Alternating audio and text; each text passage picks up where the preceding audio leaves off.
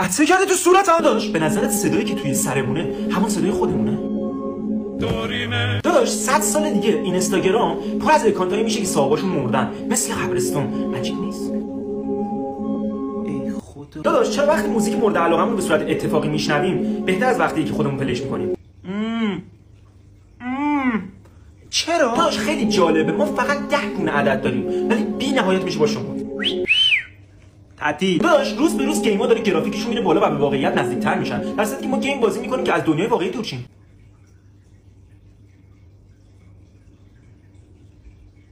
قنچه بودی شکفت. داداش شاید بقیه سنگ‌ها مثل سنگ نمک خوراکی ان، فقط ما به طعمشون عادت نداریم.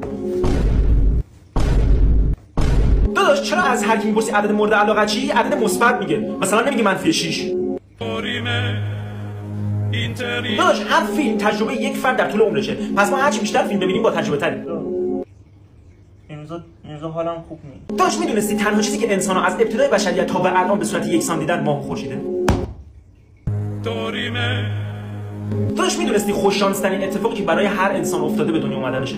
اینا دقیقاً دارن از کجا در میان؟ داداش وقتی بچه‌ایم دوست داریم زودتر بزرگ بشیم، ولی وقتی بزرگ میشیم دوست داریم برگردیم به دوران کودکی. عجیب نیست؟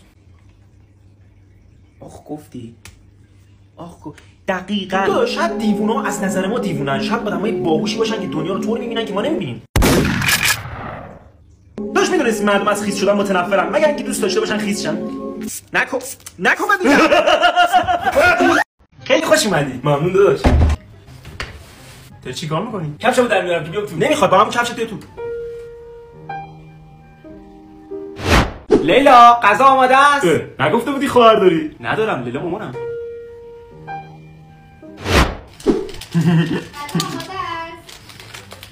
کجا؟ مامانت صدات غذا آماده است. ولش کن هر موقع دوست داشته باشی میریم بازی تو کن.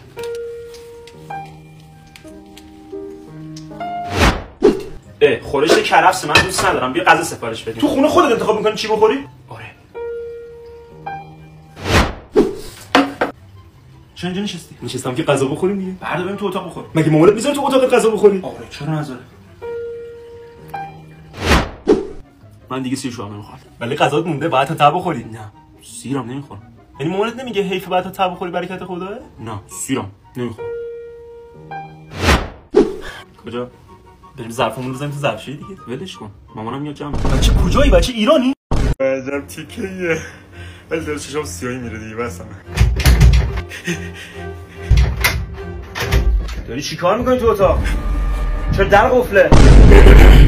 اولا اینکه داداش اتاق یه جای شخصیه و اینکه داشتم فیلم نگاه میکردم. اون همه دستمال کاغذی رو پات چیه؟ چون فیلم درام بود میخواستم اشکام پاک کنم دیگه. ناگهان جاشم حتی مونده. نه تو دلت میخواد گریه منو ببینی؟ دلت نمیشکنه؟ چرا در رو قفل کردی؟ تو چرا یه سوالو 2 بار میپرسی؟ بعدشم دیدن گریه یه مرد چه جذابیتی برای شما داره؟ بده من گوشیو. خب داداش گوشی چیز شخصیه. گفتم بده من. خب تو سرت. برا من درامه اونا. اینا چی هم میبینی؟ جهت یادگیری. جهت یادگیری؟ این گوشی پیش من میمونه؟ نشونه بابا بدم ببینم یادگیریش کجاست. همین دیشب بود نسخ بودی گفتی برو سیگار بخر رفتم خریدم. به بابا هم میگم. غلط نکن با 1000 بار سیگار رفتی گفتی دیگه حرفتو باور نمیکنه. با دوستات میری زهر ماری میخوری چی؟ به فیلم بد نگاه میکنی زهر ماری میخوری. آره بابا مامان میدونه سفرهای کاری که با منشید میری کاری نی؟ با شناز داره؟ پسر گلم. وای چشمم روشن. میدونستم اهل خیانتی نامرد. منو بگو که با تو موندم. عزیزم تو خودت هم میدونی بابا این چرت و پرت میگه. همین الان جلو پرستو جمع میکنی میری خونه خواهرت. مامان دیگه توندم نرو. همین پارسال بود سم موش ریختی تو غذا بابا ارثشو بکشی بالا. دروغ میگه. داداش داری گریه میکنی؟ بیا اشکاتو پاک کن. نمیخوام. نجس. تازه بدم بهت. میگم نمیخوام. مامان واقعا میخواستی بابا رو بکشی؟ تو حرف نزن برو ویلونی تو بکن. روزی با 4 تا پسر چت نکنه آروم نمیگیره. 4 تا؟ اصلا مامانت چی میگه؟ افشین؟ این کیه دیگه؟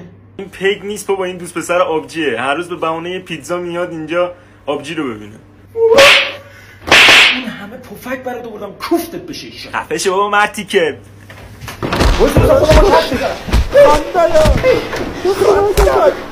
داداش دلش کن، قصدش جدیه.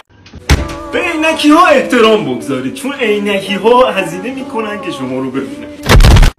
داداش بله مایه دستشویمون تموم شده، مایه دستشویی میاری؟ باش الان میارم داداش.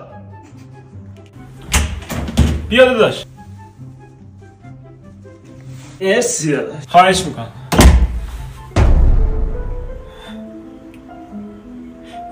چیه داداش؟ داداش ببخشید. انه داداش ببخشید. انته؟ نه بابا شوخی کردم، کاکائوه. کاکائوه؟ آره کاکائوه، بوش کن. داداش کاکائو میرینی؟